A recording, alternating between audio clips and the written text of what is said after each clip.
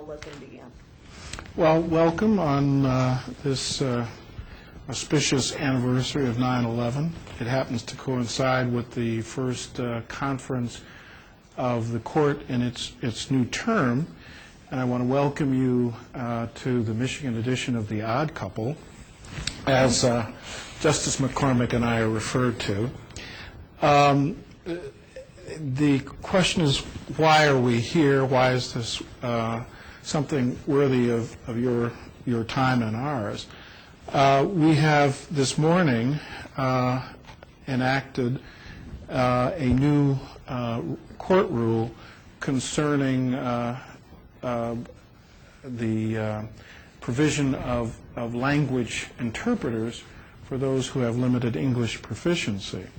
And so why is this a big issue? As a practical matter, if you're trying to conduct a trial or a hearing as a judge and one of the parties or critical witness cannot communicate with you or express their interest, that's pretty much a showstopper. So all across the state, trial courts have been grappling with that, how to address what do you do when you have a party or a witness who can't communicate in English.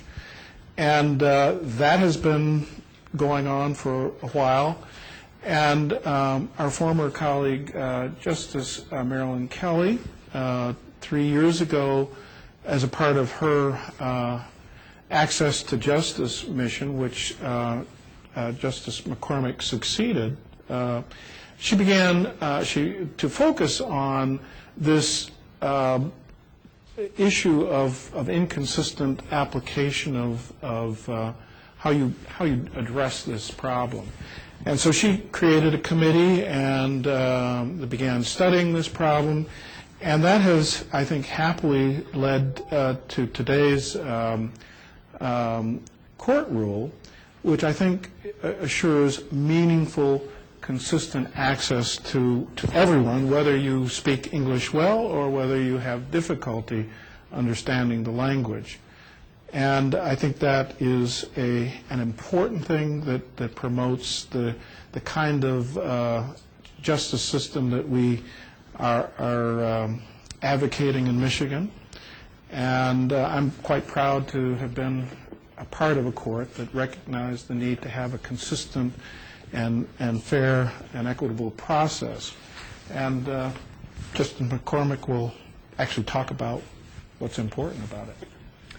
Well, I thank you very much, everybody, for coming to hear from us on our first day of our new term, which I think we're all excited about. We had a nice last term, and we're eager to get started on this term. And it's nice to be able to kick off that term with this new rule that really will provide meaningful and consistent access to people across the state with limited English proficiency. It is the case that there were some counties doing a pretty good job of handling this problem when it came to, when this court started looking at it, which was far before my time. And I want to echo what the Chief Justice said, that Justice Marilyn Kelly really deserves an awful lot of credit for taking this issue on and studying it and trying to do something about it. Years ago, she's been working on this. She had worked on this for quite some time. And I think the Chief Justice deserves a lot of credit for seeing it across the finish line. And I am grateful to be part of a court that has decided to adopt this rule that will provide meaningful, consistent access in a flexible, fact-based way to everyone across the state who has limited English proficiency. The rule will provide it at the outset to every person, party, witness, family member, anyone who needs services will get them in every court across the state.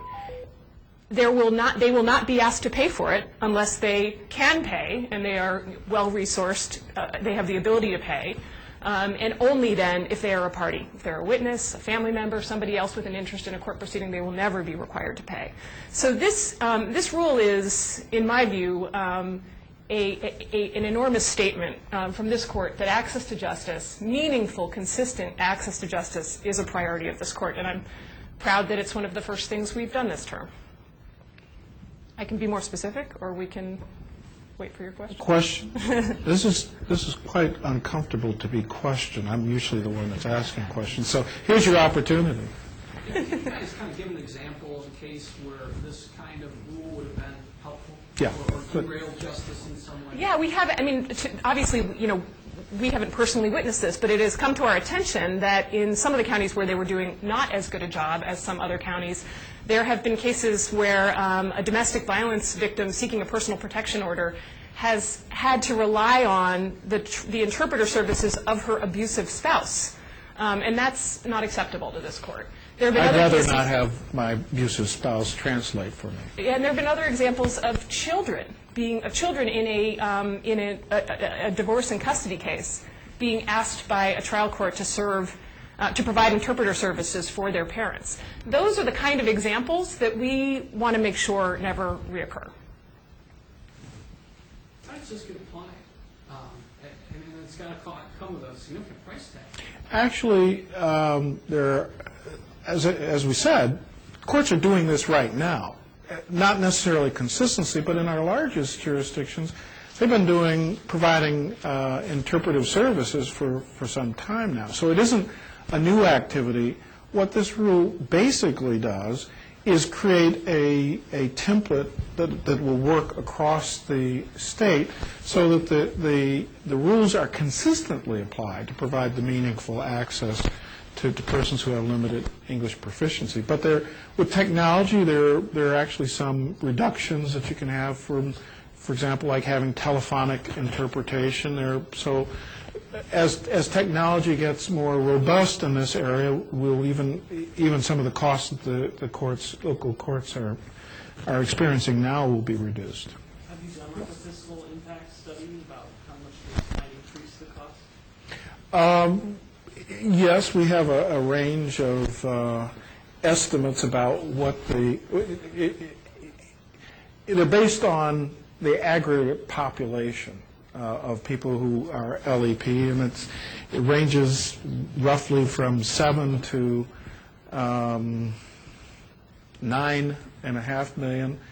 But as I said, a lot of that cost is already baked into the system right now. We don't know particularly the incremental cost of having uniformity, but the courts are, in certainly all of our major counties, already expending funds to provide interpreter services. The incremental cost is a little harder to anticipate. I mean, just to be more specific, in Wayne County, they're providing these services across the board without recouping any costs, even from well-resourced parties.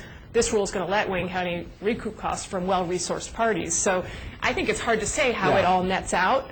And in addition to that, the cost issues are literally changing daily with the technological advances in providing language access services to litigants. So at the end of the day, because there are now many state courts using national online and telephonic services to provide interpretation services in languages that were otherwise kind of difficult and therefore expensive. These entities didn't exist before. I mean, the companies that would provide interpretive services telephonically or otherwise just didn't exist. Now there's an industry that exists, and those are the kinds of rather than having to import, a physical interpreter, have them come to the court and interpret in the courtroom. You can do this by telephone and so on.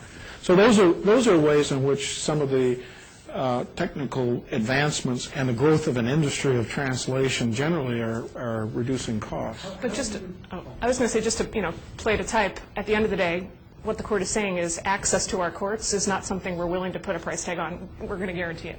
So, how do you ensure that you're getting good interpreter services, or is that? That's part of the rule. That's part of the administrative backup. But you'll see there's an administrative order along with the rule that we enacted that requires all the trial courts to come up with their own language LEP plan, and that has to be approved by the state court administrative office.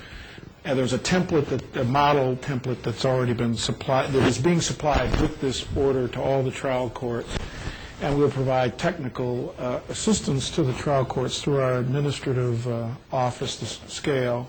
So there's a process and a plan to get this embedded in the new process that has to occur, and certification of interpreters at various levels is part of that process. And the court itself is going to appoint, I mean, you can read all the details in the rule, but a foreign language review board, and so we are going to be involved in making sure that the services we're providing are actually quality services. The services folks are getting are actually quality services. And I actually think that it's a kind of a boring in the weeds part of the rule, but it's a pretty important part of what this rule is doing. It's not going to be good enough to find, you know, somebody from the neighborhood who says they can interpret. That's probably not going to meet the requirements of our rule. Yeah. Respond to the consent that said that you were essentially coerced by the federal government into adopting this rule. I think we have a difference of opinion with Justice Martin. I think he makes a very trenchant analysis of the Department of Justice's, the deficiencies in the Department of Justice's legal position, but the reality is the court recognized at the aegis of Justice Marilyn Kelly that we really weren't functioning uniformly across the state. That's a problem. We don't want somebody to be advantaged by happen to live in one county versus another. We want everybody to have at least a core access that's meaningful, and consistency is a part of that process. And I think that is what impelled us to act. Justice Kelly started this well before the Department of Justice came into the picture. We've been working cooperatively with them. We have a difference of opinion about what the law requires, and we have done what we think is consistent with the law, but more important, what is consistent with the obligation of a legal system to be available, accessible, and consistently so to the public. Is this, anyway, maybe this is a little big picture, a recognition of where our country is at right now? Obviously, we have a great deal more non-English speaking citizens and non-citizens in our state that are involved in the legal system, either in the civil or criminal side of it. And we are a much more diverse population in terms of languages. And our system has to be able to address their needs as well as everyone else's. Are there any cases that have come before any of the appellate divisions of the state where one of the issues was that somebody suffered because they didn't have adequate translation services? I can't remember one, but that's not a reason to avoid action. I mean, the fact that somebody hasn't litigated through the appellate system this process. I mean, if you're trying to get a PPO and the judge says, well, bring your husband in and translate for you, that's a problem. We don't want children in a custody dispute translating. I mean, those are things that are pretty obvious that I think most of our citizens would agree. We want to avoid that kind of thing. Which counties will have to change the most? It sounds like Wayne County is doing very well. What are some of the worst? Well, I mean, some of the anecdotal information that came to us first was from, frankly, Washtenaw County, my home county. I don't mean to throw my home county under the bus. I love my home county. But Washtenaw going to have to do better. And there are probably others. I don't actually. Well, I think the DOJ came in because of a complaint that arose in Washtenaw. Yeah. So Washtenaw does a lot of other things really, really well. It has a great university, great football team. They have a football team? Yeah, I know you don't know about that. No, Yeah. I didn't. That's nice to know. Yeah. Sorry, picture.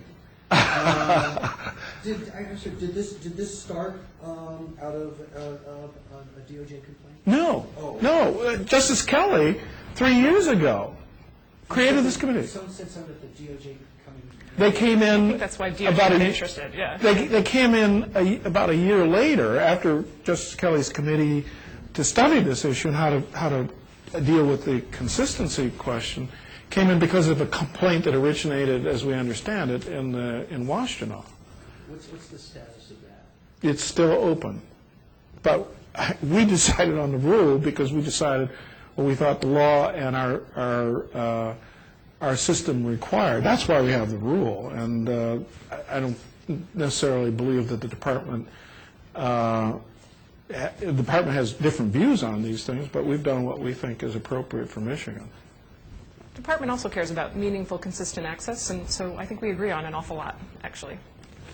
And it's been helpful. They've been they've offered a number of suggestions. They have a lot of nationwide experience on language issues, and I'm sure we'll continue to draw on that national expertise. Yeah, we're going to put keep in. using them for implementation. They actually have a lot of experience in and resources for implementation of language access plans like this, so we'll continue to use their services.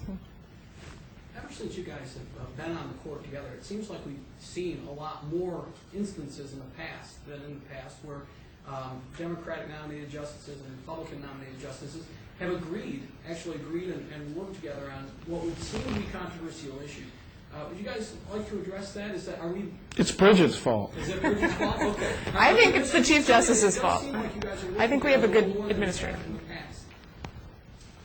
I don't know anything about the past. I can say that since I've been on the court, it's been an incredibly collegial experience, and that I feel like all of my colleagues, the Chief Justice especially, have been very open to and interested in my views, sometimes occasionally even persuaded by them, and it's been a pleasure. So, thank you. That's it? 10? That's all I can afford right now.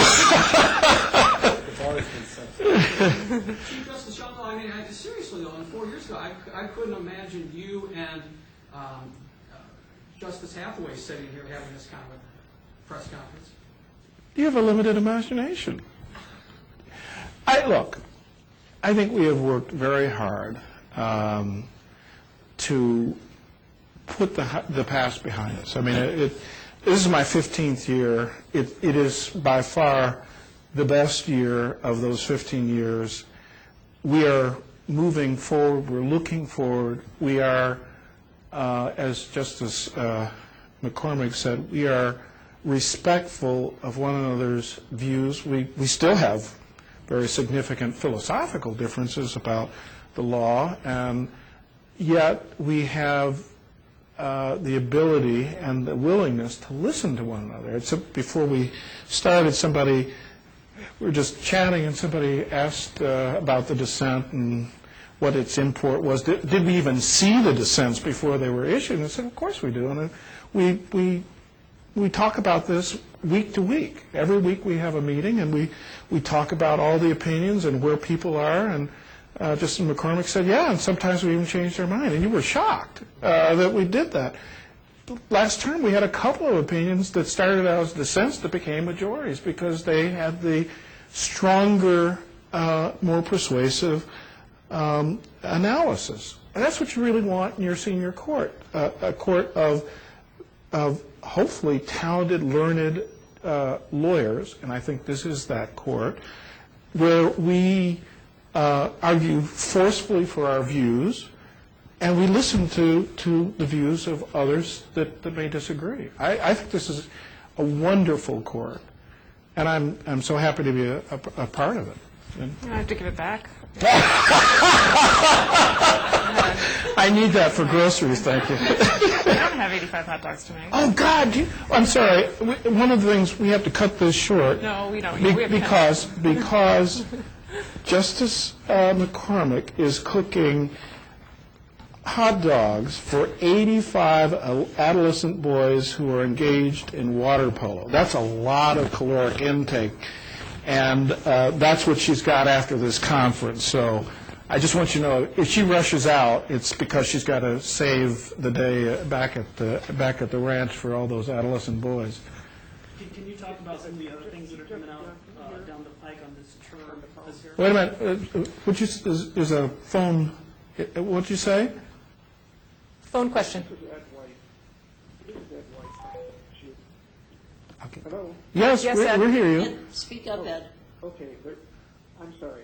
Chief Justice Young, this is Ed White from the Associated Press. Yes. I was interested in asking you something a little off topic since this is an unusual opportunity. I expected that from you, Ed. Thank you. I'm sure that you're familiar with the reports that Appeals Court Judge Dodd had donated the equivalent of half his salary to Republicans. My question for you is, that appropriate from an ethics standpoint for an appellate court judge to do? I'm not going to answer that question. I think it helps to have a very affluent wife, but I'm not going to respond to that. I haven't thought about it. I've seen the report in the papers, but I'm not going to be drawn into it. Have you talked to him about it? No. But I want to marry his wife. I'm not telling Linda that. Oh, that's right. This is on the record. I'm sorry. I withdraw that. Yeah. I'm sorry. I interrupted you. Can we just talk about some of the other issues that are coming down the pipe for this new term? You've got the right to work legislation, the court case there from the UAW, the state pension tax. Can you address some of those things? Will this be a historic session? Can I address them? No. Nice try. I know I read in the media just like you do that there are matters in the system and people are either threatening to or have appealed, but we'll take them all as they come. I have to tell you, I have never been able to determine in advance of the release of an opinion usually what's going to be a blockbuster or not. I mean, the things that I think are frequently are not. Some things we knew of the ballot cases, those were of 2 terms ago, that those were consequential because they were so much dependent on. But I don't really have a gauge on what's going to be consequential or not in advance. The legislature is struggling with the Supreme Court decision with the juveniles, 18, who had committed murder.